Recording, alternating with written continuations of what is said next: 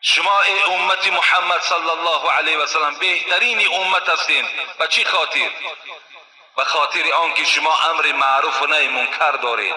از این خاطر شما در بین تمام این امتهای گذشته بهترین امت هستید. السلام علیکم داملای عزیز، یک سوال دارم. مرا یزنم کر است و بسیار آدم خوب و ساده‌خیل است. خواهرم با او 1 سال شد زندگی دارد. الحال می‌خواهد که از او جدا شود.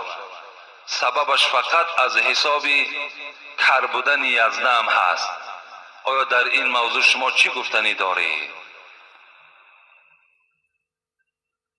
یعنی البته جدا شدن این خواهر از این مردی که در این کسلی ناشنیدنی مبتلا هست، اگر با این خاطر از این بنده خدا جدا شود در نزد خدا گناهکار می شود.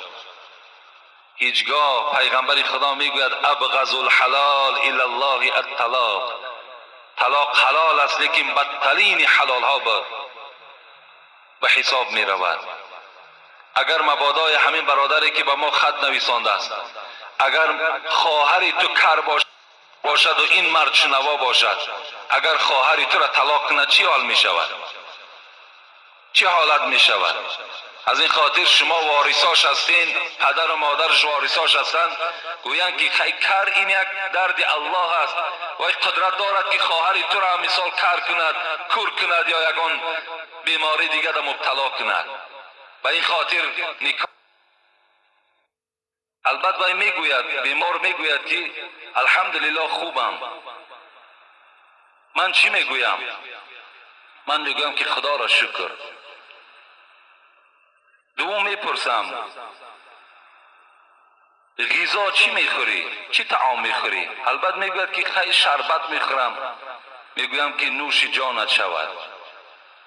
سوم سوالش میکنم که یگان طبیب یگان نسخه نویسان، این یگان معالجت کرد.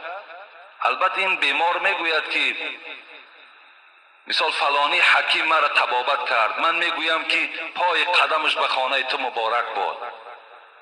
این جمله ها را این آدم کر میگوید تیار کرد و بعد خانه بیمار رفت. آدم بیمار همه وقت عصبانی میشود.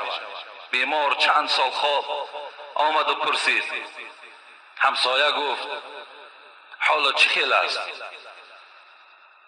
گفت حالم بسیار بد است، قریب است که میمرم.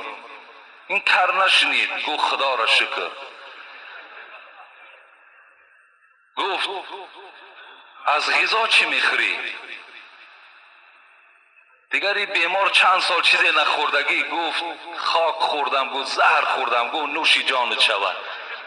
کر هم تا جواب گفت نمیشنود. اون بیچاره صدای ویا گفت از حکیم از دکترها کسی ترا آمده معالجه کرد؟ یگان داروی نویساد؟ گفت کی می آید خانه من؟ گفت بجز عزرائیل کسی نمیاد. گفت خیلی قدمش مبارک باد. این کرها چقدر ساده می شود. از این خاطر این یزنه کر یافتن هم این خودش یک دولت است. هیچی گپ ندارد گیر یزنه.